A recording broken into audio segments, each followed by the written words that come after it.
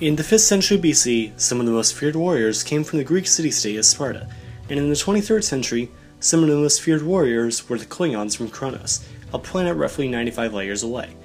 Though these two cultures are completely different from each other, it is incredibly easy to draw parallels between the two. So let's do that. First, we take a look at their physiologies and societies, starting with the Spartans.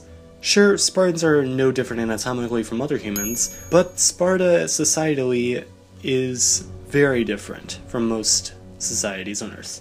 From age 7, Spartan boys, at least those who were healthy enough to be not left on a mountainside to die, were taken to live in training camps for the next 13 years. This is called the agoge, in which there was no whining, no mercy, and no censorship, over a process which killed many more of them. The Spartan mindset was to be superior, and their sole purpose in life was to serve Sparta, something that required a lot of training.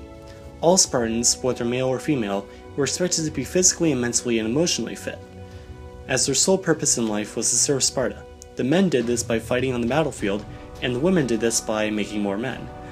Fighting and bullying was encouraged, as well as stealing, provided you weren't caught, as many young boys were encouraged to steal to survive, having been given little food and clothing in order to adapt to the environment. Finally, when a Spartan died, only men who died in battle and women in childbirth would receive honored burials, like, a tombstone.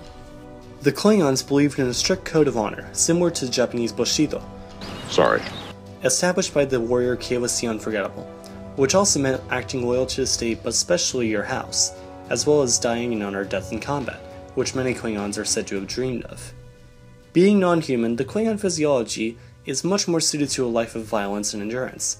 Klingon scientists didn't know comparatively much about their own anatomies, as an injured warrior was not expected to go to the hospital. They were instead expected to die, survive through their own strength, or, in some circumstances, undergo a ritual suicide called the KhAnubis.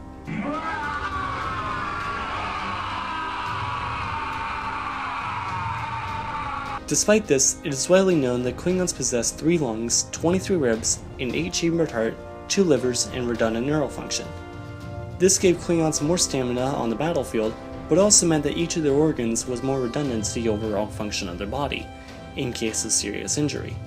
Onto the weapons and tactics. A famous Spartan tactic was the phalanx, a long, tight-knit, multi-file line of Spartan soldiers that could stretch over a kilometer wide, and is one of the things in 300 that's actually accurate. Spartan weapons were mostly spears with the second blade at the back end to be stood up when soldiers wanted to train them out for short swords to be used in close combat. They also used a medium-length bent weapon called the KhAnubis. The shield could also be used as a weapon, and was also an important symbol, as all soldiers need to come back with their shields either carrying them or carried on top of their dead bodies as they come back on a stretcher. Klingon weapons, actually we're going to go back to pre-warp times because Sparta was not a space-faring empire with starships and phasers. If they would probably still be around today. Klingons were known for weapons like the batleth or betlech, from the words batk and ek, literally meaning the sword of honor.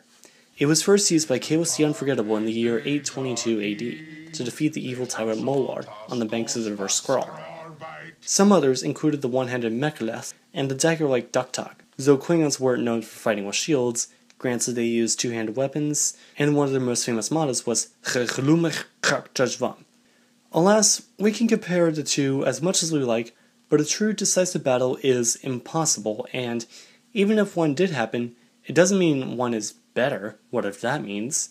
But it's always interesting to compare two very different cultures that nonetheless have one big thing in common. In this case, an over-obsession with war, and a military budget still smaller than America's. Thanks for watching, I hope you enjoyed it, and please be sure to like and subscribe. And who do you think would win with traditional warfare? #Team Sparta or #Team Kronos? Hey, let's start a flame war. See you on Sunday.